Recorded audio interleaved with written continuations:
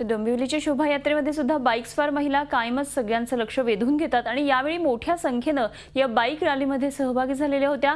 या महिलांचा उत्साह जाणून घेतला आमच्या प्रतिनिधी दीपाली जगताप यांनी। जय भवानी, जय जय जय जय जय शिवाजी। हाच उत्साह आहे डोंबिवलीतल्या शोभायात्रेचा।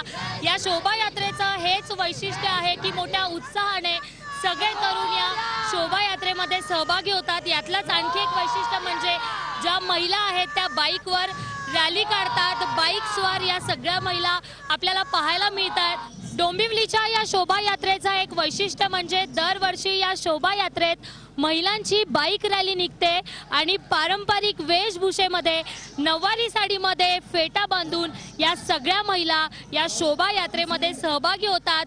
बाईकवर या सगळ्या महिला सहभागी होतात आणि मोठ्या संख्येने मोठ्या उत्साहामध्ये या शोभायात्रेमध्ये महिला ज्या आहेत त्या बाईकवर रॅली काढतात आणि ज्या ठिकाणी वेगवेगळे चित्ररथ आणि संकल्परथ आपल्याला पाहायला मिळतात त्याच ठिकाणी या फेटा घातलेल्या ज्या महिला आहेत त्या बाईकवर रॅली काढत एक आगळा वेगळा संदेश देतात।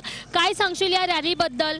ॲक्च्युली ही रॅली ॲज इन मी फर्स्ट टाइम अटेंड करते आणि इतके वर्ष मी अटेंड करून आणि I was like so excited about this rally की मी लास्ट इयर याच्यासाठी खास बाईक शिकून यावर्षी मी या रॅलीला आली आहे। डोंबिवलीची शोभायात्रा जी आहे ती नववर्षाचं स्वागत करत आहे आणि या सगळ्या महिला मोठ्या उत्साहाने या शोभायात्रेत सहभागी झाल्यात।